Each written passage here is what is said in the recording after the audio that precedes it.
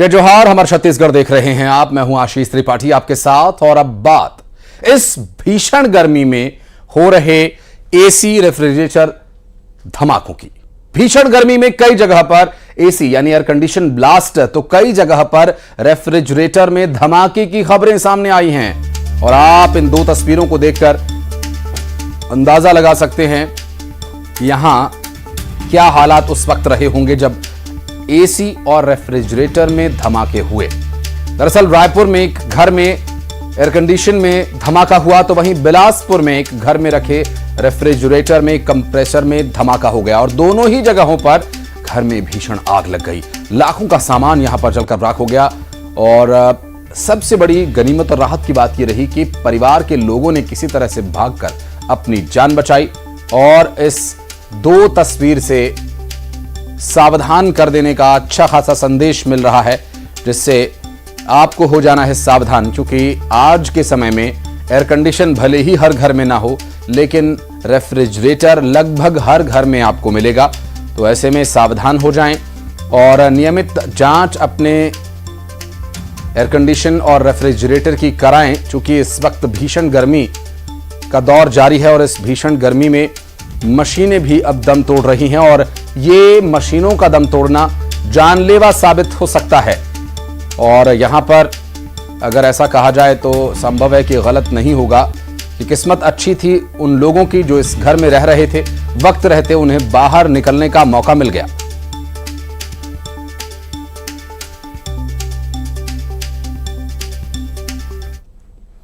गर्मी से राहत पाने के लिए घर में एयर कंडीशन अब आम सी बात हो गई है, लेकिन भीषण गर्मी में कई बार ये एयर कंडीशन जान पर भारी पड़ सकते हैं। कई बार इनमें ब्लास्ट हो जाया करते हैं। दरअसल राजधानी रायपुर के राजीव नगर में एक ऐसा ही मामला सामने आया, जहां पर एसी में विस्फोट हो गया और घर में आग लग गई। ब्लास्ट होने के बाद एसी पूरी तरह से जलकर राख हो गया। हालांकि वक्त रहते आग पर काबू पा लिया गया था, जिससे किसी तरह की जनहानि नहीं हुई, जो कि एक राहत की बात कही जा सकती है। लेकिन रेफ्रिजरेटर और एसी में हो रहे धमाकों से सावधान रहने की आवश्यकता है। एयर कंडीशन जिसके ब्लास्ट हो जाने से घर में आग लग गई थी और उसके बाद के हालात कैसे थे, क्या मंजर था, आप देख सकते हैं तस्वीरों में कि पूरा जो एसी का स्प्लिट है वो जलकर राख हो गया और पूरे घर में काले धुएं के निशान दिखाई दे रहे हैं। और अच्छा खासा बड़ा ये घर था, जिससे कि वक्त रहते बाहर निकलने का परिवार वालों को मौका मिल गया। ये गर्मी का समय है और उसके कारण एसी में आग लगी थी। और जैसे ही परिवार के और आसपास के लोगों के द्वारा सूचना दी गई, तो हम लोग के द्वारा नगर निगम की टीम को, पुलिस प्रशासन को और फायर ब्रिगेड को तत्काल जानकारी दी गई। और उसके बाद तुरंत सभी यहाँ पे मौके पर उपस्थित हो गए। और इस घर के में जो महिला थी और उनके बच्चे थे, उन्होंने भी पूरा प्रयास किया आग बुझाने को, और सभी के सहयोग से। छत्तीसगढ़ में पहले 4 दिनों में ही नौतपा ने पूरी तरह से तपा दिया है। और छत्तीसगढ़ की हम बात करें तो यहाँ गर्मी का कहर जो है वो देखने को मिल रहा है। और आलम ये हो गया है कि घरों में गर्मी से राहत के लिए रखे एसी भी अब जो है ब्लास्ट होने लगे हैं। ताजा मामला राजधानी रायपुर के राजीव नगर का है, जहां पर हीट होने की वजह से एसी में ब्लास्ट हो गया था और जिसके कारण घर में जो है वो आग लग गई थी। हालांकि समय पर ही आग पर काबू पा लिया गया था। और तस्वीर भी हम आपको दिखा रहे हैं, जहां पर दीवारों पर धुएं की काली खाप को नजर आ रही होगी। एसी की बॉडी भी आपको दिख रही होगी कि प्लास्टिक की बॉडी होने की वजह से एसी भी जो है पूरी तरह से जलकर खाक हो गई थी। सूचना मिलते पर ही आग पर काबू पाया गया है। उसके साथ ही किसी तरह की जनहानि भी इस मामले पर नहीं हुई है। लेकिन ब्लास्ट इतना जबरदस्त था कि इसके साथ में 3 एमसीबी और केबल भी जो है पूरी तरह से जलकर खाक हो गए हैं। अब टेम्परेचर की हम बात कर ले तो छत्तीसगढ़ के कई जिलों में टेम्परेचर जो है 45 के पार पहुंच गया है। मुंगेली में बीते दिनों 47.3 डिग्री सेल्सियस तापमान जो है वो दर्ज किया गया है। वहीं राजधानी रायपुर की हम बात करें तो राजधानी रायपुर में बीते दिनों का टेम्परेचर 46 डिग्री सेल्सियस के आसपास है। मौसम विभाग की माने तो अभी छत्तीसगढ़ में पिछले अगले 3-4 दिनों में टेम्परेचर में और बढ़ोतरी जो है वो देखी जाएगी। तो लगातार छत्तीसगढ़ में गर्मी का कहर जो है वो बना हुआ है और अभी 4 से 5 दिनों तक भी गर्मी से राहत मिल पाना बेहद ही मुश्किल है। कैमरा पर्सन इमरान कुरैशी के साथ तनु वर्मा, न्यूज़ 18 छत्तीसगढ़, रायपुर। और बिलासपुर में घर में रखे रेफ्रिजरेटर के कंप्रेसर में एक ब्लास्ट हुआ। घटना के बाद से इलाके में हड़कंप मचा हुआ है और पूरा परिवार बाल बाल बचा है। घर में मौजूद लोगों ने बाहर निकलकर किसी तरह से अपनी जान बचाई फायर ब्रिगेड ने आग पर काबू पा लिया है और दरअसल घर में रखा हुआ रेफ्रिजरेटर जिसका कंप्रेसर ब्लास्ट हो गया और घर में रखा सारा सामान जलकर राख हो गया। आपको बता दें कि इस धमाके में ये राहत की बात रही कि परिवार के किसी भी व्यक्ति को कोई चोट नहीं पहुंची है और लेकिन रेफ्रिजरेटर के ब्लास्ट होने से घर में रखे सामान जल जाने की वजह से नुकसान जरूर हुआ है।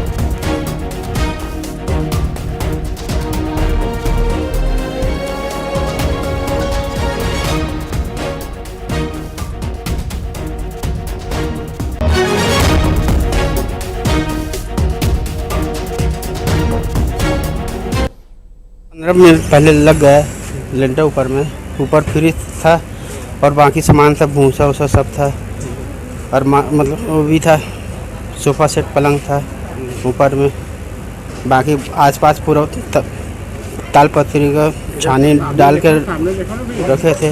बोल रहा है और ये कैसे लगा, कुछ पता चला क्या?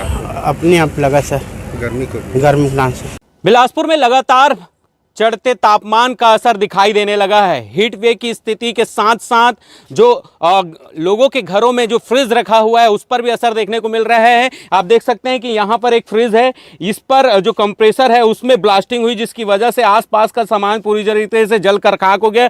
इसके साथ ही यहाँ पर जो अन्य टीवी जो रखा हुआ था वो जलकर खाक हो गई है। सोफा सेट और अन्य जो सामान थे घर के घरेलू सामान वो पूरी तरीके से जलकर खाक हो गए हैं। निश्चित रूप से जिस समय आग लगी थी उस समय अफरा तफरी का माहौल मच गया था, घर वालों में हड़कंप मच गई थी चूंकि अचानक से ये आग लगी थी। और कल की बात करें तो कल जो 12 था 46.4 के पार पहुंच गया था। इसके साथ ही ओवरलोड की स्थिति लगातार देखी जा रही है और यही वजह है कि टीवी, फ्रिज, एसी जैसे जो उपकरण हैं उस पर आग लग रही है। हमारे साथ यहाँ पर घर के कुछ लोग हैं, उनसे जानने की कोशिश करेंगे क्या कुछ हुआ था कल, यहाँ पर कैसे लगी थी आग। अब तो अचानक से पता चला, धुआं निकलने लगा तो देखे तो यहाँ पे फ्रिज में आग लग गया था, अचानक से ब्लास्ट हो गया। आसपास के यहाँ पे सामान था वो भी सब जल के राख हो गया। अच्छा हुआ कि आजू बाजू में वाले घर पे आग नहीं लगा। तुरंत हम लोग फायर ब्रिगेड को फ़ोन किया पानी के लिए, सामान को इधर उधर सब फेंके तो थोड़ा सा वो मिला, बहुत मतलब वो हो गया था, हड़कंप मच गया था। जी जी, आप बताइए किस तरह से डर बना रहता है गर्मी के दिनों में? अभी गर्मी के समय में आग लगा आपके घर में? डर लगा था सर कि गैस वैस में ब्लास्ट मत हो जाए, आग अगर ज़्यादा बढ़ जाता तो गैस में भी संभावना था कि फट जाए, ऐसे करके आजू बाजू में भी आग लगने का संभावना था। तेज गर्मी ही है होगा, वैसी ब्लास्ट हुआ है। देखिए ये घर है, घर के लोग हैं, पीड़ित परिवार है, डरा समय हुआ है चूंकि कल जो घटना हुई थी वाकई में वो किसी को भी डरा और डरा सकती है, वो दहशत में डाल सकती है क्योंकि जिस तरीके से यहाँ पर ब्लास्टिंग हुई और ब्लास्टिंग के बाद जो आग तेजी से फैल रहा था उसको लेकर हड़कंप मचा हुआ था। हालांकि स्थानीय लोगों की मदद से और कुछ लोगों ने फायर ब्रिगेड को सूचना दी जिसके बाद मौके पर दमकल की टीम आई और आग पर काबू पा लिया। लेकिन कहीं ना कहीं हीटवेव की स्थिति जो है वो बिलासपुर में बनी हुई है। इसके साथ ही ओवरलोड की स्थिति जो लगातार बनी हुई है, लाइट जो लगातार बिजली गुल होने की, ट्रांसफार्मर में आग लगने की जो बातें निकलकर सामने आ रही है वो कहीं ना कहीं बढ़ते तापमान की वजह से मानी जा रही है। बिलासपुर से न्यूज़ 18 के लिए उमेश मौर्य। और अब बात लाल आतंक पर लगाम लगाने की। बीजापुर में जवानों के साथ नक्सलियों की मुठभेड़ में 2 नक्सलियों को ढेर कर दिया गया और इनसे हथियार भी बरामद किए गए हैं। बताया जा रहा है कि बड़े कैडर के नक्सलियों के मारे जाने की खबर है और बीजापुर एसपी जितेंद्र यादव ने इस बात की पुष्टि की है और बताया भी जा रहा है कि मुठभेड़ अभी भी जारी है और ताजा अपडेट आने तक जानकारी मिल रही कि 2 नक्सली जो बड़े कैडर के नक्सली बताए जा रहे हैं उन्हें ढेर कर दिया गया है। बीजापुर एसपी जितेंद्र यादव ने इसकी पुष्टि की है और मुठभेड़ अभी भी जारी है और कितनी देर और ये मुठभेड़ चलेगी इस बारे में कुछ कहा नहीं जा सकता।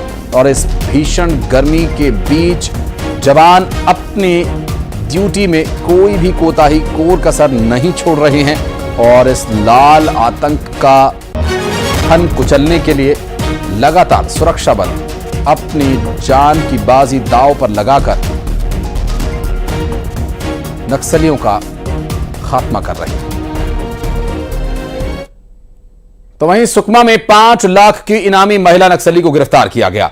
नक्सलियों की डॉक्टर टीम की कमांडर बताई जा रही है जो गिरफ्तार कर ली गई है। मलांगीर एरिया कमेटी में ये एक्टिव थी और वर्दी पहने हुए महिला नक्सली को गिरफ्तार किया गया। पुलिस ने इसे गिरफ्तार किया। एसपी किरण चौहान ने इसकी पुष्टि की है।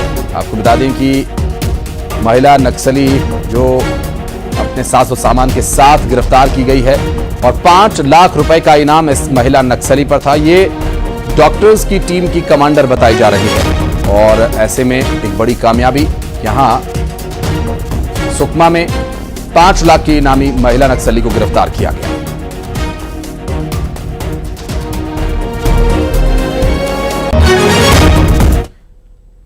और खबर दंतेवाड़ा से, जहां पर 10 नक्सलियों ने सरेंडर किया और संविधान और लोकतंत्र में विश्वास जताया है। आपको बता दें कि इंद्रावती एरिया कमेटी में एक्टिव नक्सली अब तक 180 इनामी नक्सली आत्मसमर्पण कर चुके हैं और कुल 815 नक्सलियों ने समाज की मुख्य धारा को चुना है, अपने बच्चों के उज्जवल भविष्य को चुना है, समाज में विकास का मार्ग चुना है और लाल सलाम से प्रभावित इस आतंक की परिभाषा को छोड़ विकास और उज्जवल भविष्य की ओर मार्ग प्रशस्त करने का निर्णय लिया गया है।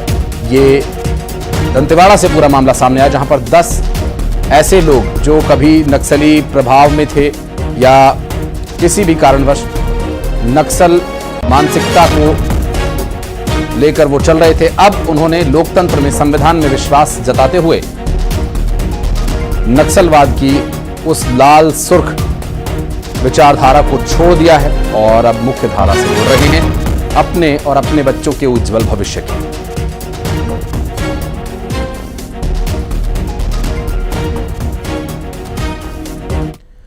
और यह खबर दुर्ग से, जहां मरीज की मौत के बाद मेडिकल कॉलेज में हंगामा देखने को मिला। दरअसल जिस मरीज की मौत हुई उसके परिजनों ने जमकर प्रदर्शन किया। प्रदर्शनकारियों ने मेन गेट को बंद कर दिया और परिजनों ने शव ले जाने से भी इनकार कर दिया।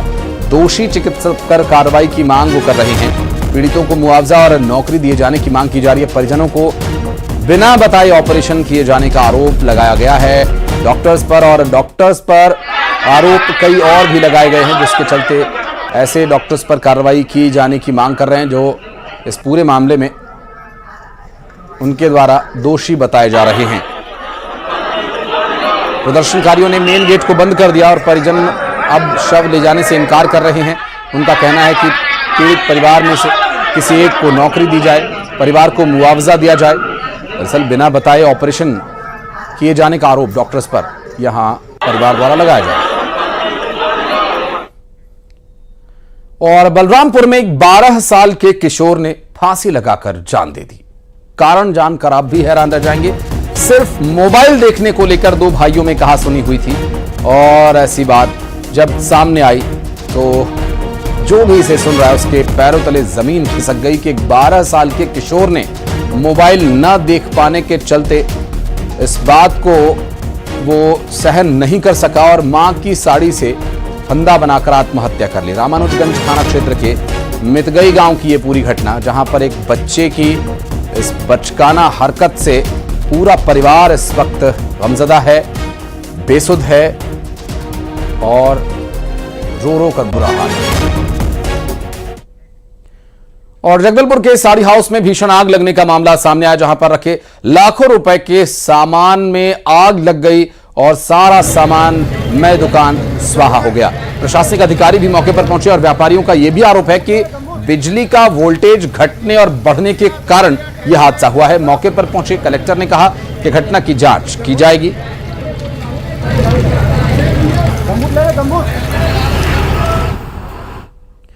और अंबिकापुर से खबर, जहां पर 4 महीने से पानी के लिए हाहाकार मचा हुआ है। वार्डवासियों का आरोप है कि पानी के बिना नगर निगम बिल भी भेज रहा है और निगम कार्यालय के सामने लोगों ने प्रदर्शन भी किया। वार्ड नंबर 22 के लोगों ने यहां जमकर प्रदर्शन किया। आरोप है कि 4 महीने से पानी नहीं, सिर्फ बिल आ रहा है और निगम कार्यालय के सामने लोगों ने इस बात को लेकर प्रदर्शन किया। वार्ड नंबर 22 के लोगों की मांग है कि इस समस्या का हल हो।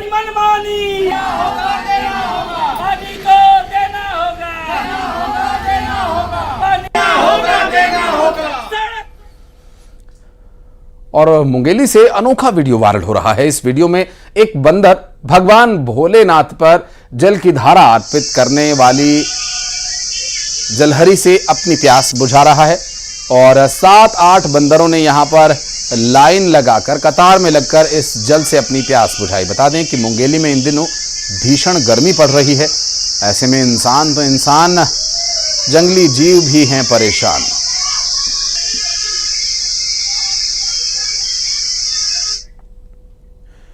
राजकोट गेम जोन और दिल्ली के बेबी केयर अस्पताल अग्निकांड के बाद छत्तीसगढ़ के अस्पतालों पर भी अब सवाल उठने लगे हैं। प्रदेश के बिलासपुर, रायपुर सहित बड़े अस्पतालों में एक बार फिर से फायर सेफ्टी सिस्टम्स को लेकर सवाल उठ रहे हैं। दिल्ली के बेबी केयर अस्पताल अग्निकांड के बाद छत्तीसगढ़ की सरकार भी अलर्ट है। प्रदेश के अस्पतालों में फायर सेफ्टी ऑडिट का आदेश जारी कर दिया गया। वहीं बिलासपुर में 152 अस्पतालों में गिने चुने अस्पतालों में ही फायर सेफ्टी सिस्टम लगा है।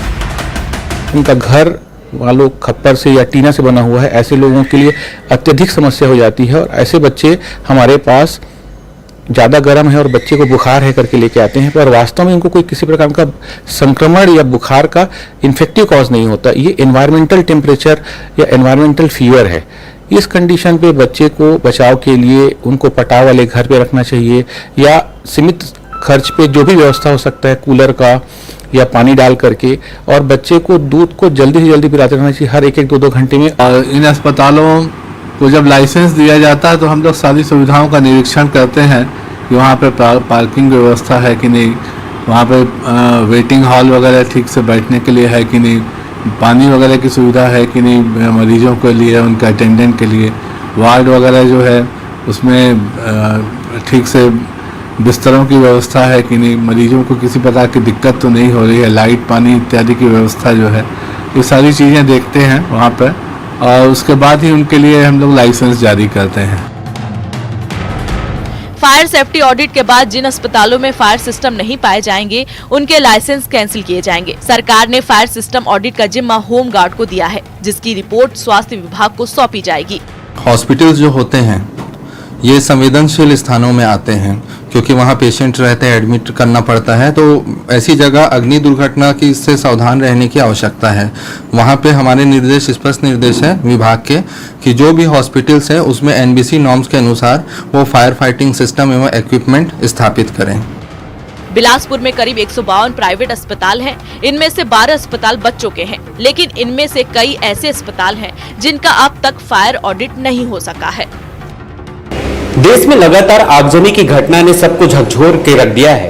दिल्ली में हॉस्पिटल में आगजनी की घटना के बाद से क्या कुछ छत्तीसगढ़ के हॉस्पिटलों में इंतजाम है, इसका जायजा लेने आज हम पहुंचे हैं। इस वक्त मैं बिलासपुर के शिशु भवन में मौजूद हूं और हम इस वक्त ANCU वार्ड में जाएंगे और जानने की कोशिश करेंगे कि यहाँ पर क्या कुछ इंतजाम है। इसमें उन लोगों ने फायर सेफ्टी वालों ने एक वॉल बना के रखा हुआ है कि यदि कभी इस तरह से दुर्घटना हो तो जो फायर सेफ्टी का जो पाइप है उसको डायरेक्टली कनेक्ट किया जा सके और यदि नीचे के पानी का पूरा उपयोग हो गया है तो उसके द्वारा हम उसको पानी का उपयोग करके आग पे काबू कर पाएँ। बिल्कुल। तो देखिए यहाँ पर तमाम जो व्यवस्थाएं हैं आग से बचने की, वो व्यवस्थाएं यहाँ पर पूरी तरीके से है और यही वजह है कि ये बिलासपुर का सबसे बड़ा अस्पताल है और यहाँ पर बड़ी संख्या में जो दूरस्थ अंचलों से आने वाले जो पेशेंट, मरीज, जो बच्चे हैं वो यहाँ पर एडमिट होते हैं। उसको लेकर जो लगातार ये मुहिम भी छेड़ा जा रहा है कि जिस तरीके से लगातार घटनाएं हुई हैं, दिल्ली के एक हॉस्पिटल में आगजनी की घटना निकल कर सामने आई थी जिसमें कई मासूम बच्चे की मौत हुई थी, ऐसी घटना छत्तीसगढ़ में ना हो इसके लिए लेकर अलर्ट जारी किया गया और आप देख सकते हैं कि तमाम व्यवस्थाएं इस हॉस्पिटल में देखने को मिल रही है। आगे भी जाएंगे और देखेंगे, जानने की कोशिश करेंगे दूसरे अस्पतालों में क्या कुछ व्यवस्था है वहां पर आगजनी से बचाव के लिए। देखिए ये एक और यहाँ पर फायर सेफ्टी है, इसका भी यहाँ पर बाकायदा यहाँ पर इंस्ट्रक्शन दिया हुआ है कि किस तरीके से इसका उपयोग किया जाएगा। यहाँ के एक एक जो कर्मचारी हैं, स्टाफ्स हैं, उनको इसका प्रशिक्षण दिया जाता है। इसके साथ ही यहाँ पर मॉक ड्रिल भी की जाती है महीने में एक बार, ताकि कोई ऐसी कोई घटना होती है तो उससे कैसे बचाव किया जाए, इसका प्रशिक्षण भी बाकायदा यहाँ पर दिया जा रहा है। तो निश्चित रूप से आने वाले समय में ये तमाम जो अस्पताल है वहां पर इन तमाम व्यवस्थाओं को होना जरूरी है ताकि आगजनी की घटनाओं से बचा जा सके। बिलासपुर से न्यूज़ 18 के लिए उमेश मौर्य। और अब खबरें 2020 अंदाज में।